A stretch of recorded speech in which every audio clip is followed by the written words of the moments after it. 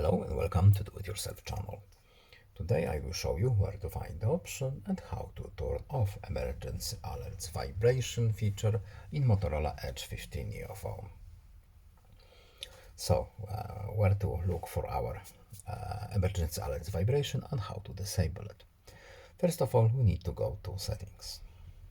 In settings, we are looking for notifications options menu. And here we need to scroll to wireless emergency alerts.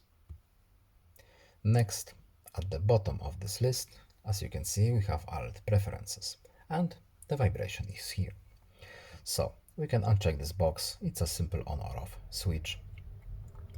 No other options here. And that's it. I hope this video is helpful to you. Please leave a like and subscribe. Have a nice day and see you in the next video.